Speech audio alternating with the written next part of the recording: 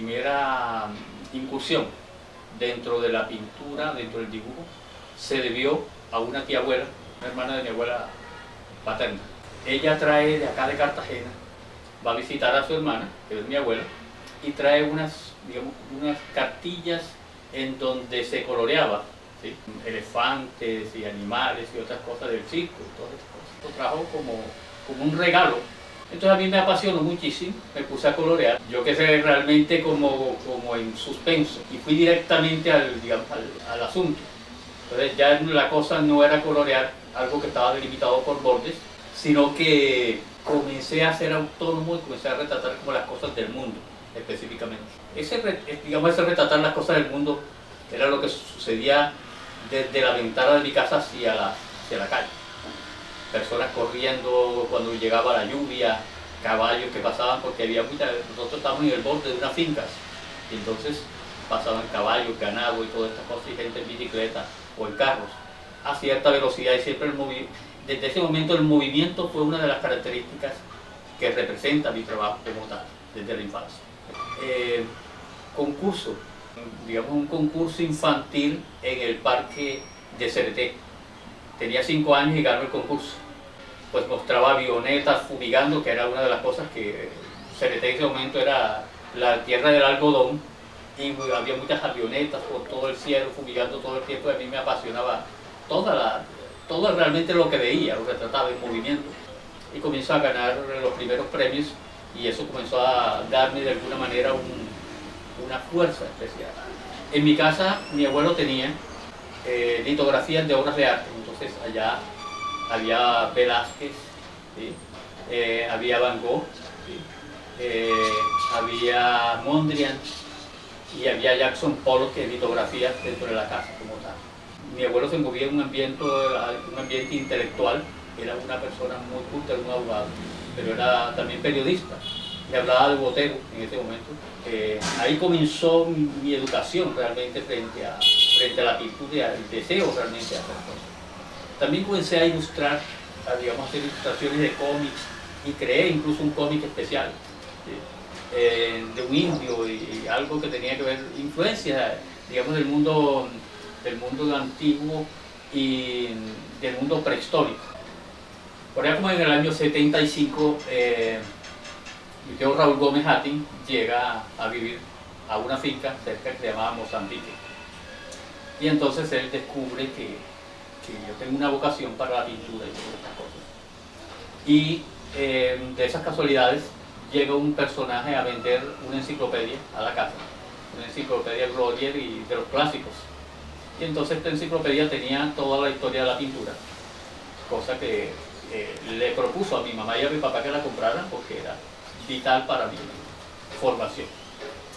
Entonces comencé a leer todos estos libros con mucha pasión. Desde ese momento me encantó la historia del arte. Y comencé, digamos, a entender de alguna manera que podía haber unas formas totalmente distintas a las que normalmente estábamos habituados, que eran como el corazón de Jesús o otras cosas que eran figuraciones muy tradicionales y postales que traían, no sé de dónde, pero realmente eran muy populares, pero eran por lo general postales religiosas, y comencé a tener una visión totalmente distinta a ese tipo de imágenes. Llega un tío que se llama Gabriel Chadid, y llega y me encuentra dibujando un viejo. Yo había dibujado un viejo en en un cuaderno, y me preguntó, ¿quién hizo eso? Y yo le dije, yo no te creo. Tenía como 9 o 10 años. Me dijo, no te creo. Yo le dije, yo lo puedo dibujar. Me dijo, ¿tú has recibido algún curso? En ese momento habían como los cursos creo que había algo así como American School. Había una especie de cartillita que enseñaba supuestamente a dibujar. Yo dije, no he recibido ninguna formación.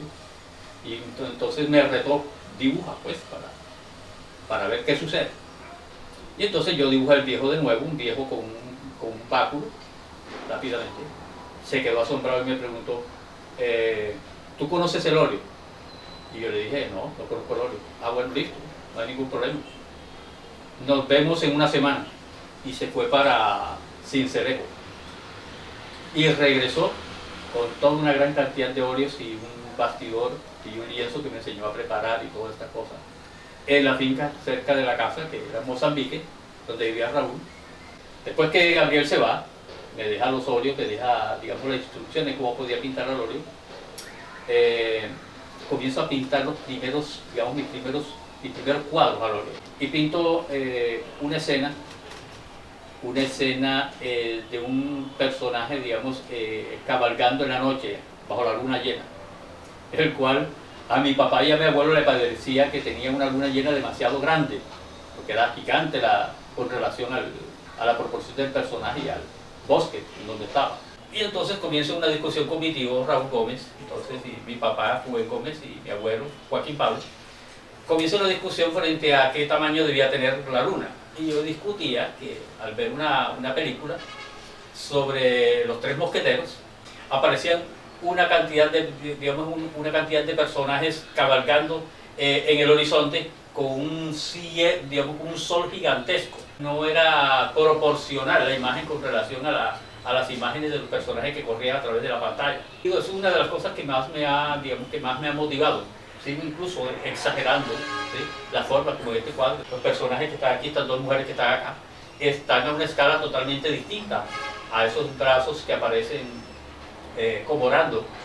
La exageración sigue siendo como una característica de mi trabajo. Solo es hasta el bachillerato que cuando un 25 de diciembre le digo a mi papá, ya tenía 17 años, y le digo a mi papá, bueno papá, no quiero que me regales absolutamente nada de ropa, ni me regales absolutamente nada, sino que yo quiero volver a pintar. Había pasado muchísimo tiempo antes de eso, ¿no? Había pasado casi 10 años desde que había dejado de pintar al óleo. Y mi papá, pues, él le pareció muy chistoso. Yo no quiero ropa, no quiero nada, quiero que me compres unos óleos. Vayamos a una tienda. Mi papá fue encantado, me compró la ropa de Navidad, por supuesto, pero igualmente me compró entonces los lienzos, los óleos y toda esta cosa. Mi papá quedó encantado por mi decisión. Y entonces comencé a pintar. Las primeras imágenes que comencé a pintar tenían que ver con Dalí. Estaba influenciado de Dalí. Y me llamaba mucho el Cristo de San Juan de la Cruz. Ya era una cuestión de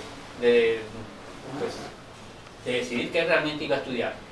Le digo a mi papá, bueno papá, incluso dialogo con unos compañeros de bachillerato, y entonces ellos me dicen, no, lo que tú tienes que estudiar es diseño industrial, porque ellos hacen muñequitos. Realmente ellos estaban también muy despistados frente a lo que sucedía, frente a lo que yo estaba realmente aspirando. Llego donde mi papá y me dice, no, momentito, tú lo que vas a hacer es pintor. Es una profesión y tiene que de alguna manera escoger lo que a ti te gusta y hacer lo que a ti te gusta incluso. Entonces estaba una persona cerca de ahí, de mi papá, porque mi papá en ese momento estaba en la universidad, mi papá era decano, y me dice, mira, tú lo que tienes que estudiar es artes plásticas. Y desde ese momento entonces comienzo a buscar. Y me interesó mucho, digamos, la Escuela de Bellas Artes de México. Y entonces comencé a hacer los papeles y comencé a hacer las vueltas para ver cómo iba a México, cómo iba a estudiar en México. Pero llegó mi hermano que estudiaba medicina aquí en Cartagena y me dice, mi hermano mayor, y me dice, está inscribiéndose en la Escuela de Bellas Artes, ¿por qué no te asomas antes de tomar cualquier decisión? ¿Por qué no te asomas por acá por Cartagena y miras a ver qué pasa? Llegamos a las 6 de la mañana y tuve la sorpresa de ver el Castillo de San Felipe por primera vez. Y quedo muy impactado con el Castillo de San Felipe. Le pido al taxista que frene, que pare, porque yo nunca había visto un edificio de piedra tan gigante, un edificio cubista, tan fractal, casi que picasiano. Y desde ese momento quedé enamorado de Cartagena. O sea, cuando llegué a Bellas Artes, cuando comencé a recorrer el centro, quedé totalmente encantado con Cartagena. Y me inscribí en Bellas Artes, pasé el examen, me presenté ante Gloria Díaz. Tuve como 2 semanas en Cartagena y me pasó algo maravilloso. Un amigo que vivía acá, que era paisano, me mostró Cartagena. Yo quedé como un aura, como el aura del enamorado. Y yo iba por todos lados y la gente me miraba. O sea, yo estaba enamorado de Cartagena y Cartagena estaba enamorado de mí. Era una cosa maravillosa. Me decía, pero ¿qué te pasa? Oye, todo el mundo para y te mira, se queda mirándote. Por una extraña razón yo debía tener una aura de iluminado.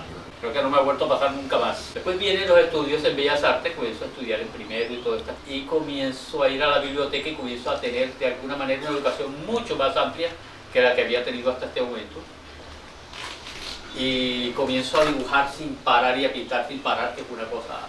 Y entonces llego al primer concurso de regional de pintura que fue en Barranquilla, que era el Confamiliar. Eso generó mucha suspicacia frente a mí, que yo era un primerizo, estaba en primer semestre y decidí entrar a Barranquilla en primer salón regional con toda la escuela, que estaba desde primer semestre hasta cuarto semestre, que era en ese momento no formal, y paso digamos, la selección, y mi trabajo comienza a ser de alguna manera valorado. Comienzo a encontrarme con comienzo a reunirme con estudiantes de cursos superiores, de tercero y de cuarto, que me acogen amablemente, y hacemos en el segundo semestre, en el segundo año, el tercer y cuarto semestre, hacemos un salón que se llamaba el Salón Pedro Álvarez González, haciendo un homenaje al maestro, que era un hombre absolutamente, un maestro maravilloso, que pintaba digamos que al fresco, y de alguna manera un rescate y un homenaje a él, y hacemos este concurso. También nos presentamos nosotros en el Salón Pierre Daguet, estamos hablando de los años 85, 86, y comienza a reunirse como la nueva generación, marcaría los derroteros de lo que sería la pintura en los años 80 en Cartagena. En ellos aparece Mario Zabaleta, aparece Adalberto Jiménez, que estaba en cursos superiores al mío. Estaba Andrés Castillo Forero, Mónica Garzón. Delcy aparece con posterioridad, y cuando yo estaba saliendo de Bellas Artes, entra Delcy Morelos, que es la segunda etapa donde realmente comienza otro periodo de mi trabajo. En ese instante no tenía taller, mi taller era en la casa, y cuando conozco a Delcy Morelos comenzamos por primera vez a tener un taller. El primer taller lo tuvimos frente al Hotel Santa Clara, en un segundo piso, y lo compartimos inicialmente con Sandra de la Cruz, que es otra artista que también en ese momento era emergente igual que nosotros, pero posteriormente Sandra viaja a Italia y después se va para Canadá, y nosotros nos quedamos con el taller, en donde yo comienzo realmente a vivir a partir de ese momento. Mi padre, cuando vio todo ese empuje que traía, porque en el primer semestre entré a un salón regional, en el segundo estaba armando con unos compañeros un salón, gané el Salón Pierre Daguet, el primer premio del Salón Pierre Daguet, y en la Universidad Jorge Tadeo Lozano gané también el primer premio de Salón de Arte Joven. Yo llevaba una carrera y una ambición bastante fuerte. En ese momento estaba digamos, pasé del óleo, que no me satisfacía, otras cosas. Ya comenzaba a tener un problema porque me volví un poco, digamos, entré a la moda expresionista. Y mi pintura comenzó a ser un poco más dinámica, mucho más rápida que la neoexpresionista.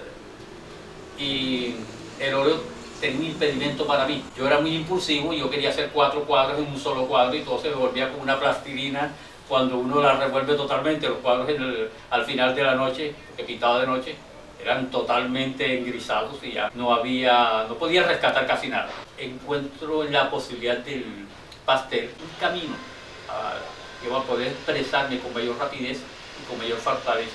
Comienzo con octavos de papel, posteriormente comienzo a dibujar con cuartos, y al final comencé a trabajar con pliegos bastante amplios, 1,30 por 1,30 centímetros, que encargábamos a Medellín los rollos de pastel. Y la temática era la casa de Asterión, el Minotauro, de alguna manera por influencia de Picasso, pero también de la narrativa de Borges, que es la historia del Minotauro, que es un hijo de un rey. Él se cree un príncipe, pero al mismo tiempo tiene una dimensión animal, pero también tiene una dimensión espiritual muy grande. Y ese laberinto que son los días, ¿no? Que es la vida, ¿no? Y la liberación, cuando lo va a matar Teseo, dice en la narración, el Minotauro apenas se defendió, porque sentía que debía ser liberado y sabía quién lo iba a liberar realmente. O sea, liberarlo de la vida y liberarlo de los días que se repiten, porque cada pared del laberinto era un día en la vida. Todos los días son iguales, días y noches, de alguna manera se repiten las horas. Parto casi de la nada, eran dibujos automáticos, tenían como el rasgo de un garabato, casi que un dibujo totalmente automático, limitado en el espacio, digamos que rayado en el espacio, lleno de colores y de cosas orgánicas. Este trabajo lo pongo lo someto a concurso en el Salón de Arte Joven Arturo Rabinovich en Medellín, y soy aceptado. Por primera vez voy a Medellín y tuve el impacto digamos, del paisaje de Medellín y digamos, el paisaje de montaña. Nosotros tenemos una visión del horizonte bastante limitada, ¿sí? El horizonte está casi nosotros hacia la altura del mar y tenemos un gran espacio de cielo. Y entramos entonces en ese descubrimiento de la posibilidad de ver un horizonte que iba mucho más allá del parámetro que nosotros teníamos, ¿no? de la visión intermedia. Y comenzamos a ver hacia arriba y hacia abajo. Y entonces comienzo a plantearme una visión, por el campo, digamos, un indicador de profundidad que me llamaba mucho la atención, que era el campo vertical y digamos, la posición vertical del campo de visión, donde yo podía ver así, desde abajo cómo los objetos iban de alguna manera colocándose hacia arriba para poder verse digamos, mucho más profundos. Yo veía las montañas, veía los edificios de Medellín, seguía la montaña y la montaña seguía creciendo hacia un poco más arriba de mi perfil. Entonces comenzaba a tener una dimensión absolutamente maravillosa frente a eso. La majestuosidad del color, la fuerza espiritual que tenía la montaña, porque realmente emana una espiritualidad que es absolutamente asombrosa. Y comienzo a hacer una obra que llamé Nube Negra, porque llegué en un momento histórico bastante fuerte, y era cuando Pablo Escobar estaba en la guerra contra el Estado. Y entonces oíamos las bombas y oíamos los petazos y veíamos pasar las motos sin placa y con un parrillero con tula, o a los policías colocados en la parte de atrás de la moto. O sea, el parrillero iba de manera invertida con un fusil que de alguna manera tenían el precio de su cabeza. Y en ese instante también se estaba gestando el metro de Medellín, y el metro de Medellín tenía una arquitectura que me llamaba poderosamente la atención, y que eran como unas Y que estaban colocadas en todo el paisaje.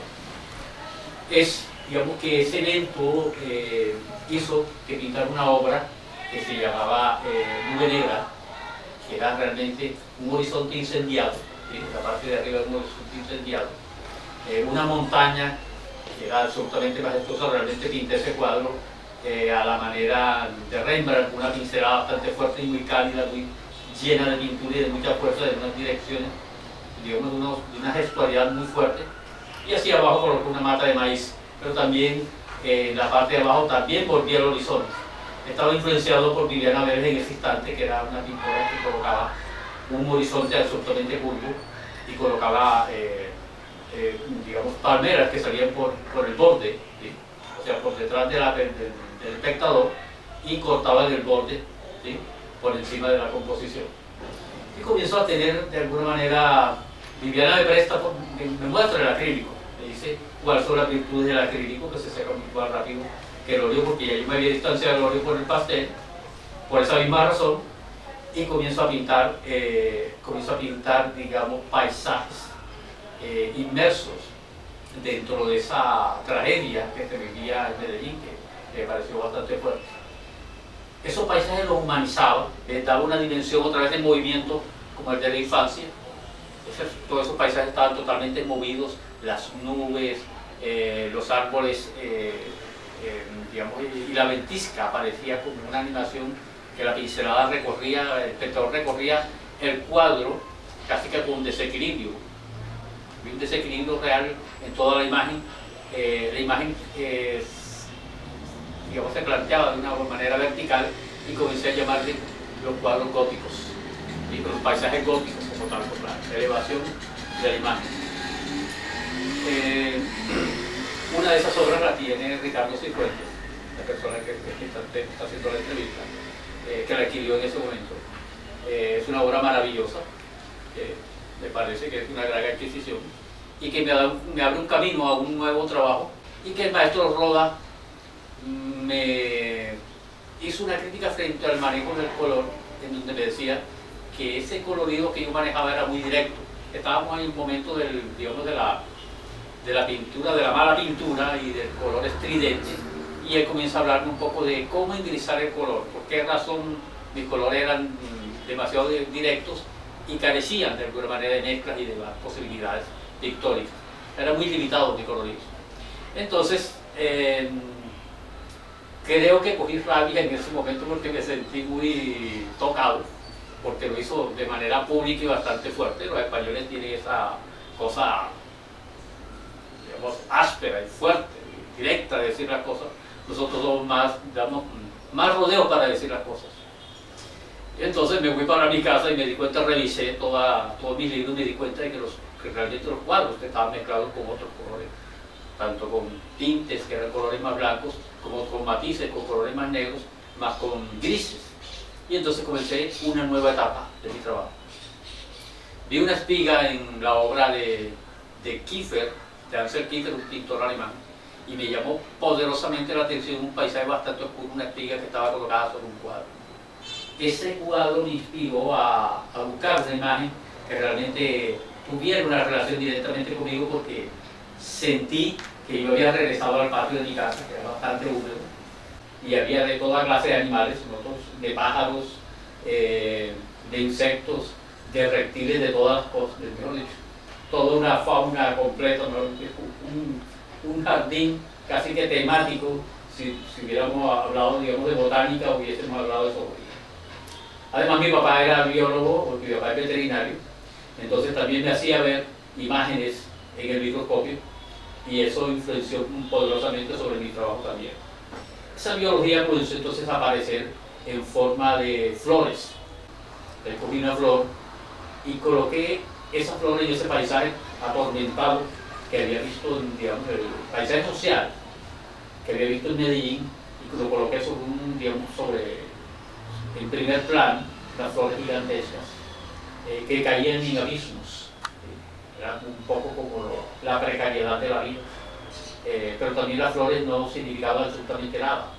O sea, la belleza de la flor en sí es una belleza sin concepto. Entonces, solamente lo que me interesaba era la animación de la imagen como tal. Y comienzo a tener cierto reconocimiento, en el sentido de que gano el Salón de Arte Joven de la Universidad Jorge de Lozano, y llevo esa obra al Museo de Arte Moderno como parte del premio. En ese momento estaba el curador Eduardo Hernández, y hace una espectacular curaduría de los tres artistas que habíamos ganado en ese momento, que eran Delcy Morelos, Rafael Castaño y yo, que habíamos ganado los tres premios. En ese momento creo que hacemos como una brecha en Cartagena en el arte, porque aparecen tres artistas radicales con mucha fuerza y con mucha contundencia en el ámbito artístico. A partir de ahí vienen otros artistas a enriquecer la escena. Llega Sika Sigurdardóttir, que es una islandesa, que en ese momento era esposa de Che Oculus, que era un gran artista del performance. Llego al Salón Nacional, y la escogencia del Salón Nacional fue una cosa absolutamente maravillosa, porque para mí, en ese sentido, porque había un homenaje, eran los 30 años del Salón Nacional, y casi no había concursos, se iban a escoger por región unos cuantos artistas jóvenes, y los demás eran invitados. Entonces la escogencia fue en el Teatro Amira de la Rosa. Era la primera vez que mandaba una obra a Bogotá. Y yo no veía mi obra por ningún lado, porque eran 10.000 metros cuadrados de obra, o sea, llena de cubículos. De la casa Asterión realmente, era llena de puros paneles por todos lados. Hasta que llegué vi a mi obra y uff, entró un respiro absoluto. Estaba inaugurando como joven, ¿sí? Eso fue en el año 86. Estaba inaugurando, digamos en el 90, perdón, estaba inaugurando mi trabajo. Tuvo una gran crítica, una muy buena crítica. José Hernán Aguilar y Carolina Ponce de León hablaron de mí en ese instante como digamos que casi que como ópera prima, o sea, los que de alguna manera entramos por primera vez al Salón Nacional y entramos dentro de los 15 artistas más destacados del Salón Nacional. Eso fue una doble graduación en ese sentido. Ellos también, José Hernán, posteriormente, a partir de ese momento, me invita a la Bienal, a la segunda Bienal de Bogotá. Presento mi obra allá, me va muy bien. Y después me invitan a la Galería Lainer con posterioridad. Y, o sea, comienzo a tener un recorrido sobre sobre esas flores, que eran absolutamente grandes y asombrosas, y en donde mucha gente identificaba mi trabajo, por muchos años sigue identificando mi trabajo con estas flores, que eran flores gigantescas. Hice varias exposiciones en el Museo de Arte Moderno sobre flores carnívoras, ¿sí? Y comencé a colocarles nombres científicos, casi como un homenaje a mi papá. Entonces comencé a colocarle Drosera rotundifolia, Asidia de nepentes, flores que realmente no existen acá. Nosotros no tenemos, digamos, terrenos tan infértiles, ¿no? Esa es la característica que tienen las flores carnívoras. Posteriormente creo que me comenzó a agotarse las flores y comencé a matarlas. Entonces comencé a pintarlas semivivas, secándose, con muy poco color y de alguna manera que la oscuridad la tapó absolutamente toda. O sea, maté las flores. O sea, así como nacieron, murieron. Digamos, hacer como chistes negros dentro de los cuadros. Entonces colocaba en una ducha, colocaba un paraguas y una ducha llena de pescados, ¿sí? Con un desaguadero y todas estas cosas. Comencé a generar como una obra geométrica muy dibujada y de alguna manera accidentada, que me llevan con posterioridad a pintar. Gano el Salón Regional de Arte en Barranquilla, me invitan al Salón Nacional, pero antes Miguel González me invita a la tertulia, el Museo de la Tertulia en Cali, me invita a hacer una exposición con todo lo que habíamos ganado, porque Bellas Artes comienza a tener, digamos, un caudal impresionante de artistas. En el Salón Regional de ese momento nosotros arrasamos todo, o sea, Bellas Artes arrasó con todo. El único premio compartido fue el mío con Alfonso Suárez, que hizo un performance sobre Gregorio Hernández, el santo, y se llamaba Apariciones.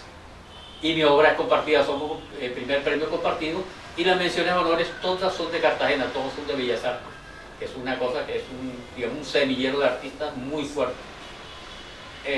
Miguel González, que había sido curador, nos invita a Adalberto, a Mario Zabaleta, a Edgar Plata, que también había ganado mención, y a mí, para que hiciéramos una exposición allá.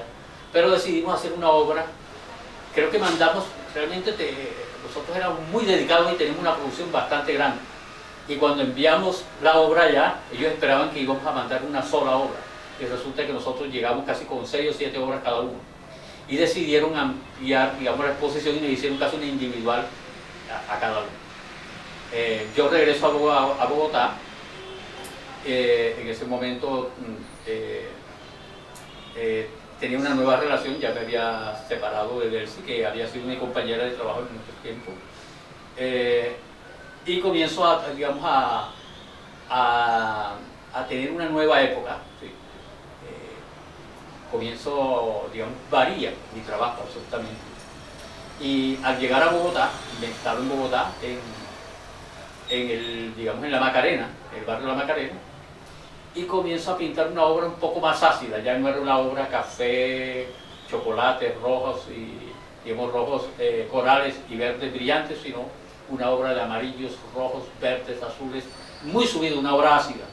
Porque yo hubiera pensado que al llegar a Bogotá hubiese cambiado mi color a colores más grises o más oscuros, como la mayoría de la gente cree, pero realmente el interior es muy colorido. El único gris que hay realmente es el cielo, porque la vegetación, los colores digamos, de las flores, los colores de las piedras, del musgo, todo eso es una riqueza impresionante. Decido regresar a Montería porque tenía que cambiar de apartamento y ingreso a la biblioteca de mi papá. Mi papá es máster en reproducción animal y genética. Me di cuenta de que había un mundo totalmente maravilloso y entonces hubo un cambio bastante radical en mi trabajo y comienzo a pintar parásitos. Pero no se lo podía decir a todo el mundo porque la gente hubiera podido tener una recepción poco apreciativa sobre la obra. Las imágenes eran totalmente fantásticas en el sentido de que toda la imaginación del cine, ¿sí? Todos los monstruos del cine están basados en estas ilustraciones que vienen del siglo XIX.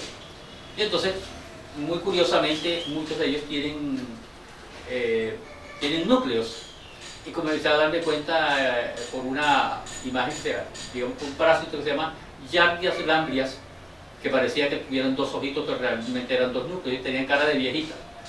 Y nombré mi obra Desde dentro nos miran con asombro, que realmente es una mirada desde dentro. Esta obra tenía una característica especial y era que era una obra metafísica, era una obra como alucinada. Cuando entra en la literatura científica me doy cuenta que estos animales se transforman y son heroicos porque tienen la posibilidad de vivir menos de uno en un millón, ¿sí? Se trasladan en distancias absolutamente inconmensurables para el tamaño y que tienen que hacerse un huésped a la velocidad casi que inmediata, del ya o no sobrevives. Y no solamente sobre eso, sino que si no encontrabas al huésped, y no encontrabas dentro del huésped a la hembra que debía estar ahí, tenías que volver, se transformaban en hermafroditas. Esas transformaciones tan radicales me llamaron muchísimo la atención y me llevaron de alguna manera a hacer un homenaje a mi papá. Todo ese trabajo sobre biología, todo ese trabajo que realmente había sido parte de mi material intelectual base en mi infancia. Y comienzo entonces a hacer una obra en Bogotá que se llama El Señor de las Mujeres, que es la luna. Es una mezcla de la cultura árabe y que es absolutamente lunar y de la escritura, que tiene que ver con la luna mora, que es la luna que tiene las puntas hacia arriba, y que la escritura de alguna manera que viene, aunque venga de derecha a izquierda, que no nos corresponde a nuestro concepto de ver el mundo desde el occidente, que construimos de izquierda a derecha, comienza a hacer una construcción en qué se siente uno ser árabe, costeño y mezcla de indio, porque de alguna manera tenemos mezcla de español y indio, soy bastante híbrido. Entonces, eso fue una obra que al regreso a Cartagena, ya me había casado con Dora Verdugo, otra cosa ya me había separado por segunda vez y me casé con Dora y me vine a una exposición en Barranquilla del Señor de las Mujeres y por esas casualidades de la vida desalojaron mi apartamento en Bogotá y me tuve que quedar aquí en Cartagena y permanezco aún en Cartagena desde este momento del año 2000. Hago una exposición que se llama Sol y Luna en el Museo de Arte Moderno y hago la primera instalación pictórica con 134 obras que armaban una espiral, ¿sí?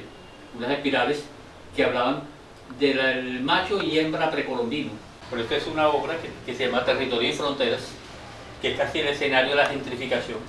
En la gentrificación se desalojan realmente todos estos elementos que nosotros vemos aquí, las puertas, vemos las vigas, el techo realmente destruido, incluso los elementos, los santos, quedan de alguna manera arrumados, arrinconados, ¿sí?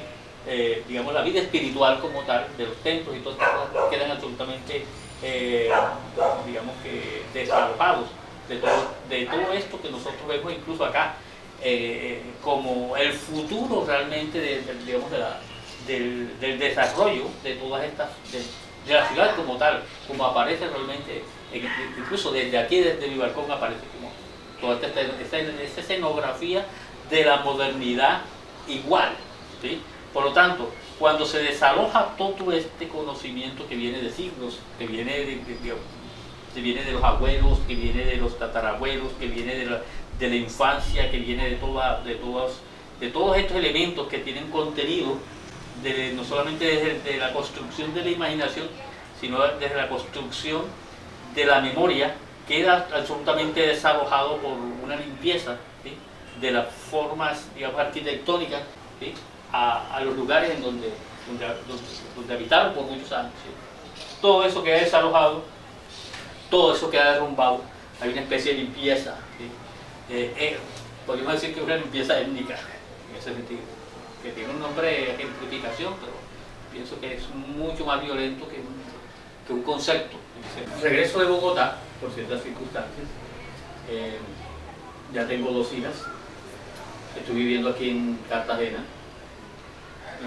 comienzo a trabajar en el colegio Montessori, comienzo a tener mi experiencia, la primera experiencia en forma, realmente, porque antes había tenido experiencias con talleres en la Universidad de Córdoba, pero era la primera experiencia en forma en pedagogía, aprendo muchísimo ahí, dicto diseño, de los cursos más básicos hasta 11 grados, y comienzo a tener una gran experiencia frente a eso. Como no tenía una formación profesional, como había tenido 4 años de estudiar en Bellas Artes, en la no formal, hago una homologación con la Universidad del Atlántico y me convierto en profesional. Es una cosa que me brindó muchas garantías para poder seguir trabajando en la docencia. Hice una obra en ese momento que se llamó Como la flor de la hierba, un homenaje, digamos que a todo el trabajo que había realizado en los años anteriores. Empalmaba también con Solo o Comida para Cadáveres y con El Señor de las Mujeres. Comienza a hacer una obra instalativa. Ya había hecho la primera instalación en el Museo de Arte Moderno, pero esta vez hago unas flores geométricas y me graduó con 84 obras con, digamos, 4 flores geométricas de 21 cuadros, constituidas por 21 cuadros. Eso me dio unas posibilidades plásticas absolutamente nuevas para trabajar, digamos, desde un planteamiento distinto desde la pintura. Digamos que eran mosaicos, que eran una gran cantidad de imágenes que podían narrarse de izquierda a derecha o de derecha a izquierda, dependiendo el lenguaje o lo que yo quisiera ver o lo que yo quisiera mostrar hacia el espectador. Me da un bagaje mucho más, digamos, académico, realmente, donde pongo en escena la academia. Siempre había sido un artista que me había educado conmigo y también con mis compañeros y con las personas que me habían apoyado, pero no había tenido, digamos, no había entrado en la concepción de un proyecto científico, un proyecto de arte o un proyecto creativo como tal. Eso me da mucho más rigor, mucho más disciplina, y comienzo a conceptualizar mucho más mi obra, a volverlo un poco más hacia la comunicación y hacia ser un poco más veraz, por lo que decía. Eso hace que transmita también a mis alumnos, no solamente allá en el Montessori, sino que comienzo también a trabajar de nuevo en Bellas Artes, a que mi trabajo sea un poco más metódico. Así, digamos que yo creo que la mayoría de los artistas tienen, digamos, una manera de afrontar subjetivamente la obra, y eso lo llamaríamos estrategia. Pero el método es una manera de hacerla con cierta rigurosidad, es decir, cómo lo voy a presentar. Y eso requiere un método. Un método es un camino en el cual te lleva a digamos, una solución casi que, digamos, que planeada, muy razonada. Es un poco más demorada que la expresión del inmediato, que la expresión azarosa. ¿Sí? Esto es mucho más racional y uno puede revertir el proceso hasta cierto punto. Cuando hay un cambio dentro de mi trabajo, porque yo creo que fue una necesidad y yo creo que también hubo una crisis dentro de mi trabajo, en un momento dado comencé a agotar las posibilidades plásticas en ese instante. Apareció un fenómeno, un pequeño percance que tuve cuando vivía en la Reculada del Ovejo, que así se llamaba la calle, que estaba en el centro.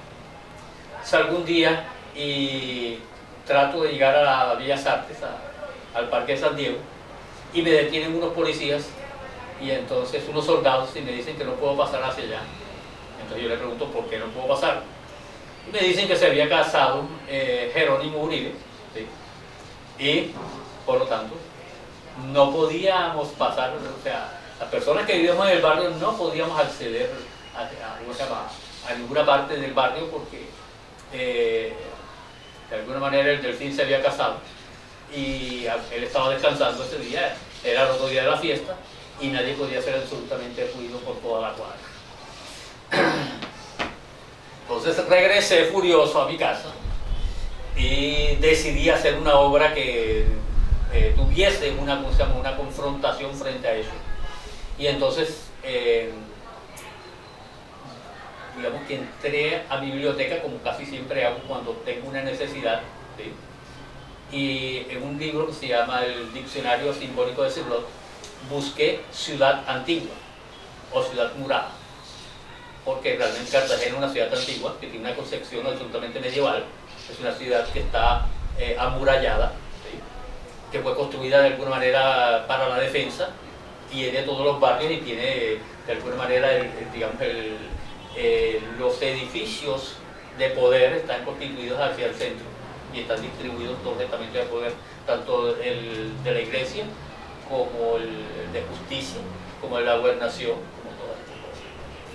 Entonces, comienzo a leer este texto y el texto me llama poderosamente la atención, en el sentido de que supuestamente la muralla había sido para defenderse de los foráneos. Y resultaba, en este instante, que nosotros estábamos siendo desplazados por los foráneos, ¿sí? O sea, un foráneo llegaba y nos desplazaba a los que estábamos en el interior del barrio, éramos, digamos, desalojados a la fuerza, exactamente por la misma fuerza con que se defendía la ciudad. Entonces la ciudad tenía, en la ciudad antigua murada, tenía los portales soldados que defendían para que no fuera invadido desde el exterior. Pero estos soldados no solamente eran físicos, sino también espirituales, y apareció un ángel por lo general con una espada en los portales como tal.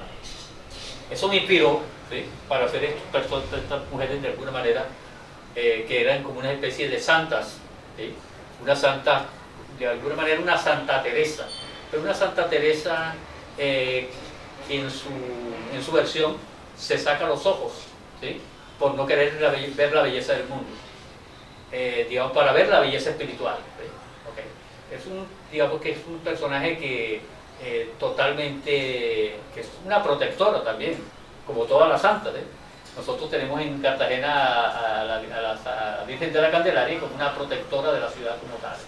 Entonces estas entidades espirituales han sido desplazadas también por todo este boom de que Cartagena se ha convertido en una especie de escenografía de teatro, en donde las estrellas vienen a casar, entran a los templos, como la Santo Toribio, que ahí donde se casa Montoya y se casan todas las estrellas y todas esas cosas.